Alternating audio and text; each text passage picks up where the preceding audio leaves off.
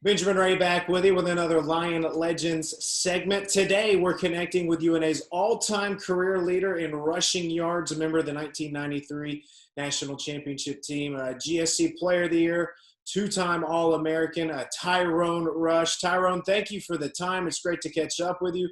Where are we connecting up with you at today? I'm in Long Beach, California. I'm at home, actually sitting with my dog and also with my girlfriend. And we're just trying to stay safe in all this madness right now with the coronavirus. It's great to be able to talk with you. Technology putting us together right now.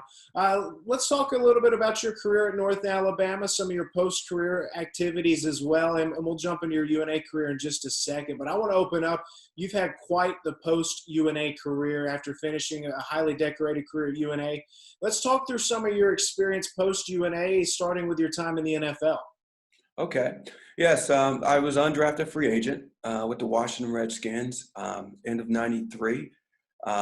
Played with them until 95. I had a serious injury, Monday Night Football game in 94, preseason game.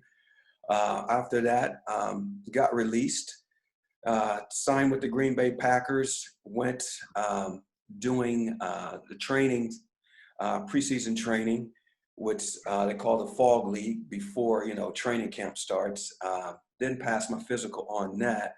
So that kind of wrapped up my NFL career because other teams wouldn't take a chance on me because of the injury I had with the Washington Redskins.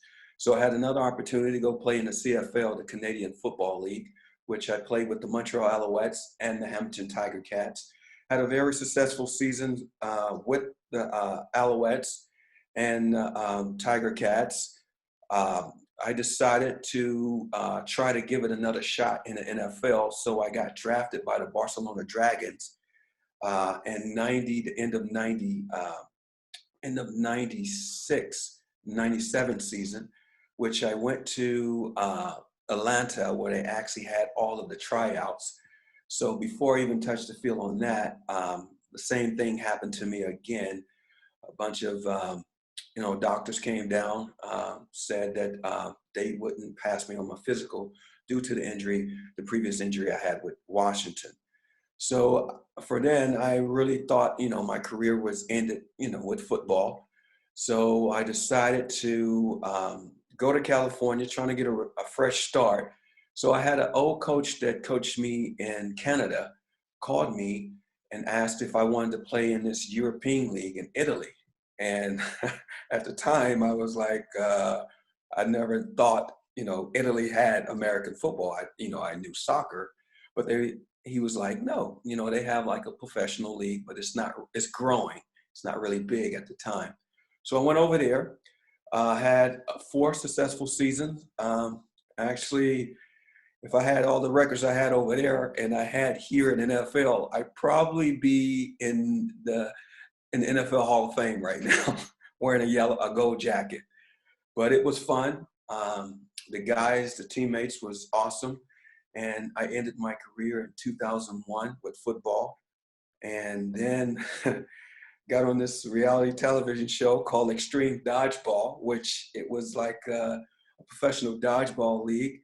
And I guess from my athletic ability, I was able to win a championship in dodgeball as well too, which a lot of fans from UNA and all over Mississippi had saw as well too. So it was a pretty exciting, like I say, post-career I had after playing football at UNA. The dodgeball championship, where does it rank up there with your UNA national championship and your Italy Football League championship? I would say the dodgeball championship is probably one of the least things that I, value towards my UNA national championship, which that was something that I would never forget and will always be one of my most memorable moments. And, Italy championship was just really, next to the UNA because just seeing the Italian guys, crying, grown men crying, and always wanted to have that type of, token in their life to win a national championship, well, a European championship and Italian Bowl championship, which I was able to help in my career during that time. When you just look from growing up in Mississippi, playing football in Florence, Alabama, and then everywhere football is taking you in the world, I mean, what can you say about the impact the game of football's had on you? You know what? I always tell, the kids that I actually coach at Mount Sac Community College here in California, Walnut, California, the strength and conditioning coach there on my off time. I always tell them that, football was one of my way out and gave me opportunities that I probably never would have had if I would not have played. So, it's something that I would say, it's genuine. It's a genuine thing to have be an athlete and have the opportunities to go to different places playing, the game of football. I mean, it's amazing. It's amazing. And also gave me the opportunity to graduate from college as well too, which I take that to heart, you know. So I'm asking everybody this question during this series. I mean, you look back at your time at UNA and the University of North Alabama. What makes it so special to you? Uh, from the coaches to the professors, Coach Wallace, from my professors, Coach Lones, Coach McBriar, Miss Price. Well, she's another name.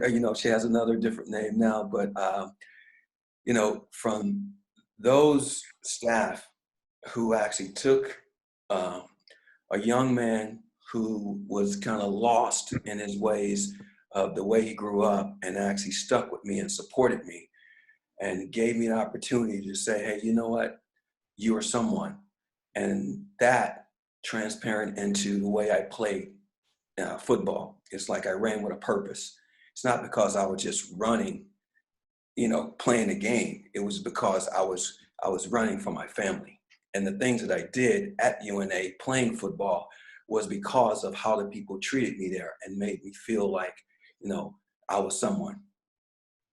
Let's jump into the Tyrone Rush film room, if you will. Jeff Hodges helped us pick out a couple of big plays throughout your career, and you may have more that you want to touch on, but let's see what you can remember. Let's go back to 1992, a game against Valdosta State. UNA needs to win this game or tie to make it to the playoffs in 92. Fourth quarter, trailing by a touchdown.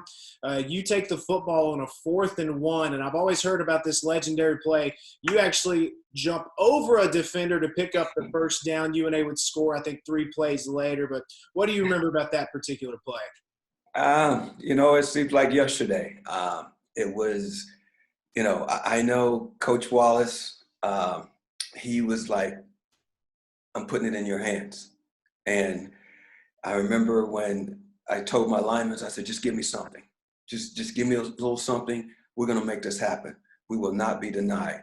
And once I got the ball, I don't know, like everything was in slow motion. It was like playing a video game. It's like no matter what Valdosta tried to do, it was like, I'm going to get this. I'm going to get this first down, and it worked out. It worked out. Another play that's been pointed out in a game that a lot of people say put UNA football on the map, a win over Portland State, a nationally ranked team.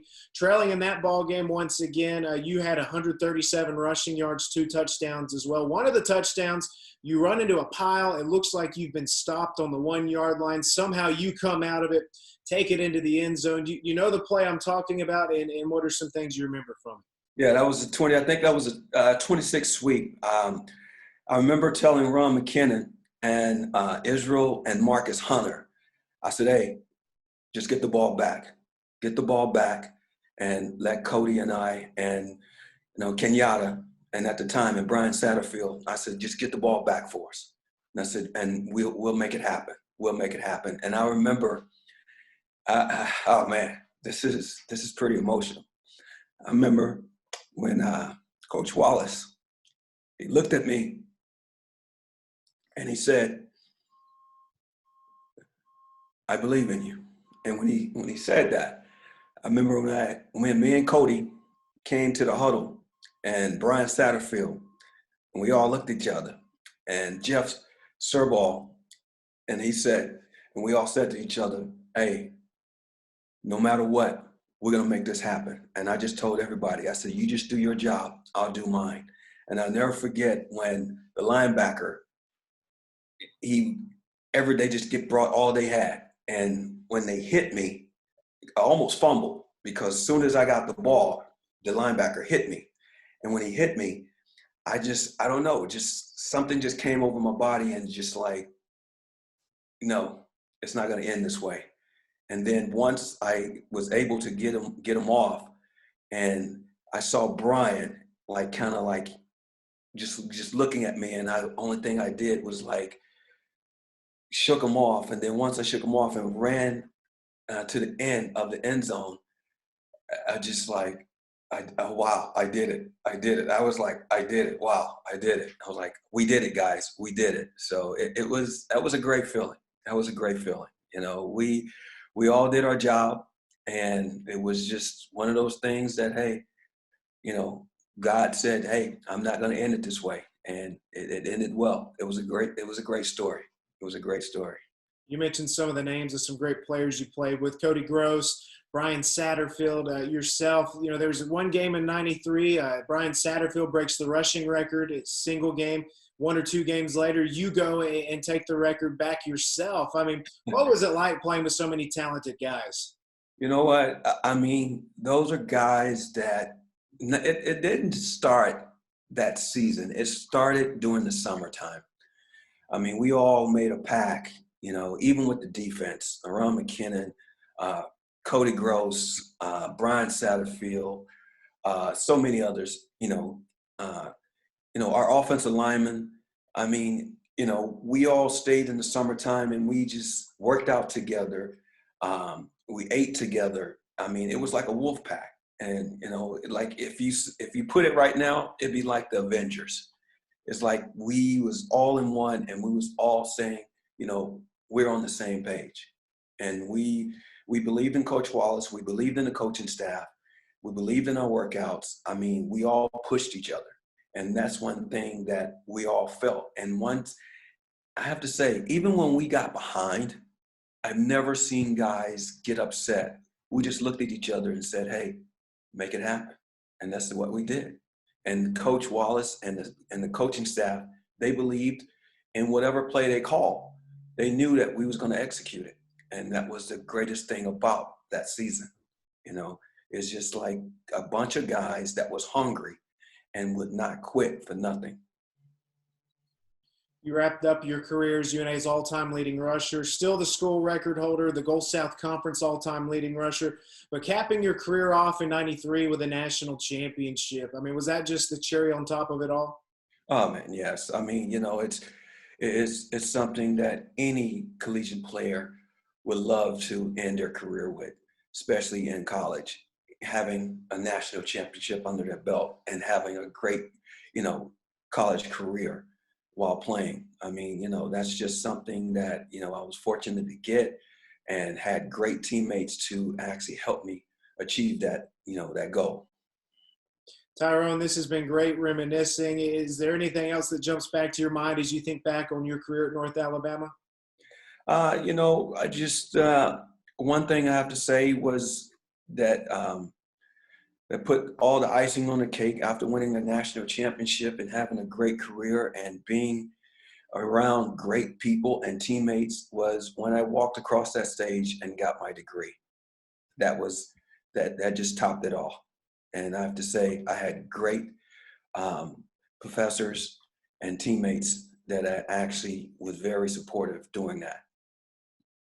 You mean a lot to so many at UNA. You did a lot for the program. Thank you, and thanks for catching up with us today. Hey, thank you, Benjamin, and it was a pleasure and an honor to be having this interview.